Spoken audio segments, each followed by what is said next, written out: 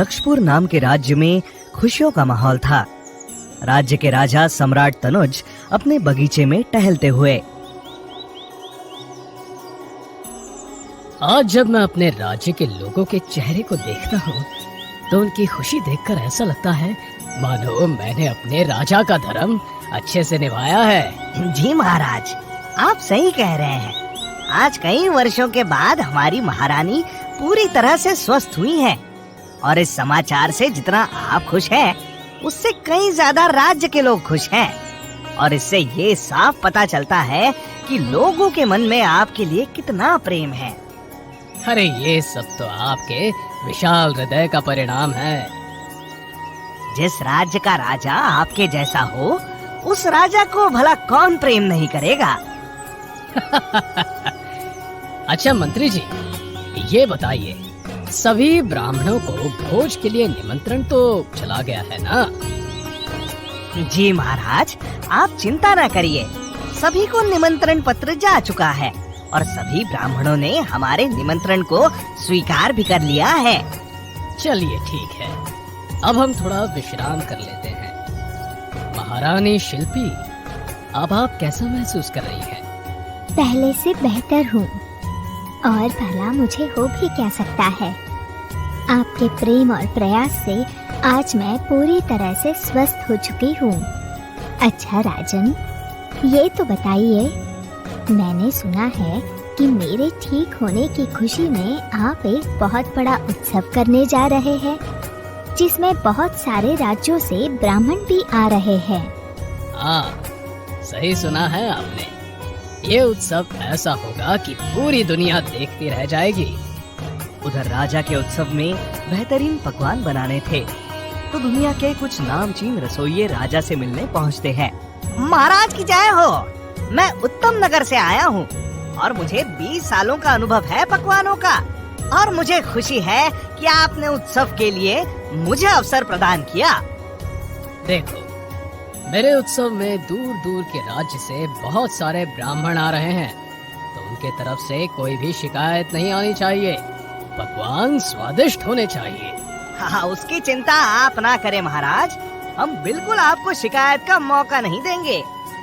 उत्सव का दिन नजदीक आ जाता है और एक बड़े से बगीचे में पकवान बनाने की तैयारी की जाती है। सारे रसोइये एक जगह इकट्ठा होते हैं और पकवान बनाने की तैयारी शुरू की जाती है। सुनो, देसी घी में कोई कमी नहीं होनी चाहिए, मिठाइयों में भी, और खीर बिल्कुल स्वादिष्ट बननी चाहिए।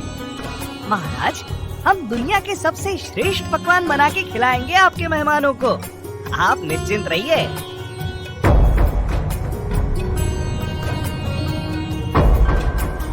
प्रणाम, स्वागत है आप सबका दक्षपुर में।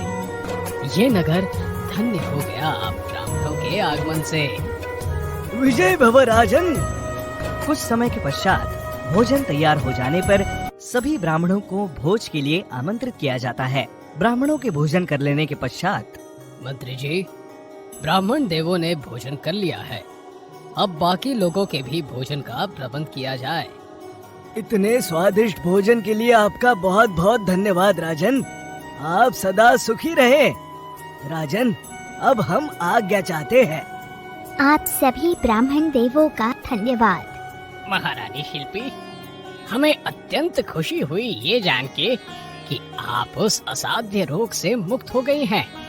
हम ईश्वर से आपके अच्छे स्वास्थ्य की कामना करते हैं। क्या हो गया महाराज, ये क्या हो रहा है?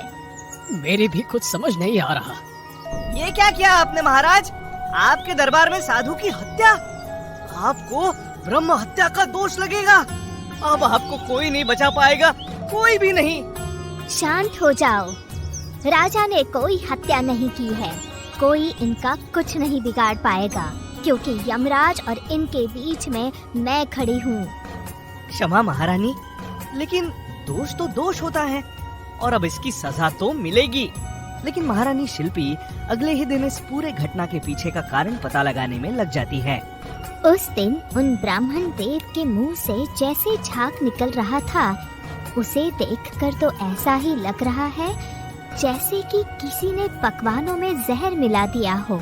मेरे पास वो पंडित जी का दिया हुआ चमत्कारी पत्थर है जो सब बता देगा। अच्छा, तो उन पकवानों में किसी ने सांप का जहर मिलाया था। अगले ही दिन दरबार में यमराज प्रकट होते हैं। राजन, मैं आपको अपने साथ ले जाने आया हूँ। आपका दोष बहुत बड़ा है और आपको मेरे साथ चलना ही होगा। रुकिए यमदेव, आप इन्हें ऐसे नहीं ले जा सकते हैं। इनका कोई दोष नहीं है। मैं बताती हूँ कि दोष किसका है। मुझे पता है आप कहेंगी कि उस दिन पकवान में किसी ने जहर मिला दिया था। हाँ, यही सच है। लेकिन उन ब्राह्मणों को भोज में आपके पति राजा तनुज ने ही आमंत्रित किया था ना, तो दोष तो उनका ही हुआ। लेकिन जहर तो उन्होंने नहीं मिलाया ना। उन रसोइयों को बुलाया जाए। महाराज, हमें कुछ नहीं पता। माना कि पकवान में जहर था, लेकिन जहर हमने तो नहीं मिलाया ना। जहर तो सांप का था। उस सांप को दंड मिलना चाहिए। उस सांप को बुलाया जाए। महाराज, माना कि जहर मेरा था, लेकिन मैंने जानबूझ के पकवान में जहर नहीं मिलाया। वो उस गिद्ध के कारण हुआ जिसने मुझे अपने पंजे में पकड़ रखा था, और उससे बचने के लिए मैंने जहर उगला। गलती उस गिद्ध की है। उस गिद्ध को बुलाया जाए। महाराज, मैंने माना कि मैंने इस सांप को पकड़ रखा था, लेकिन मैं भी क्या करता? अगर इस सांप को नहीं पकड़ता तो मैं क्या करता? मैं तो भूखा ही मर जाता। मेरा उन ब्राह्मणों की हत्या का कोई इरादा नहीं था। मैं दोषी नहीं हूँ। ये तुम लोग क्या कह रहे हो? आखिर दोषी है कौन? यमदेव, आप हमें कुछ दिन का समय प्रदान करें। हम एक सभा आयोजित करेंगे जिसमें सभी राज्यों से विद्वान लोगों से परामर्श के बाद हम दोषी को अपने सामने प्रस्तुत करेंगे। मंत्री जी सही कह रहे हैं। फिर कुछ दिन के बाद सभी राज्यों से कई विद्वान लोग राजा के राज्य की ओर आ रहे होते हैं। उनमें से कुछ साधु लोग भी होते हैं। महल से कुछ ही दूर पर रास्ता भटक जाने पर एक साधु एक महिला से राजा के महल का रास्ता पूछता है। सुनो, राजा तनुज के महल को यही रास्ता जाता है क्या? राजा तनुज, आ गए तुम लोग भी मरने। क्या हुआ? तुम हंस क्यों रही हो? अरे, आप नहीं जानते? वो राजा साधुओं को जहर देके मार देता है और आप लोगों को भी मार देगा। जाओ जाओ, लगता है तुम्हारा भी समय पूरा हो गया है।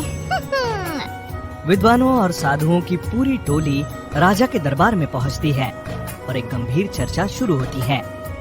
यमराज भी वहीं उपस्थित होते हैं। राज्य के मंत्री और महारानी शिल्पी पूरी बात बताते हैं।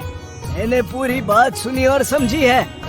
राजा का ब्राह्मणों का अपने उत्सव में बुलाना, रसोइयों का पकवान बनाना, उस सांप का जहर उगलना और उस गिद्ध का सांप को अपने पंजों में लेकर उड़ना, इन सब में किसी का कोई दोष नहीं है, क्योंकि सब अपने अपने जीवन को जीने का प्रयत्न कर रहे थे।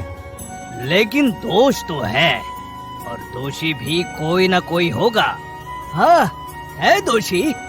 दोषी है वो महिला जो मुझे रास्ते में मिली थी। किसी के अनजाने में किए गए गलती की निंदा करना और किसी का उपहास उड़ाना भी एक पाप है। जब कोई पाप करता है तो उसे बहुत आनंद आता है, लेकिन ब्राह्मणों की मृत्यु से ना ही राजा को, ना ही उन रसोइयों को, ना ही उस सांप को और ना ही उस गिद्ध को आनंद आया। लेकिन उस महिला को इस पूरी घटना पर अवश्य आनंद आया, और इसीलिए वो महिला ही असली दोषी है।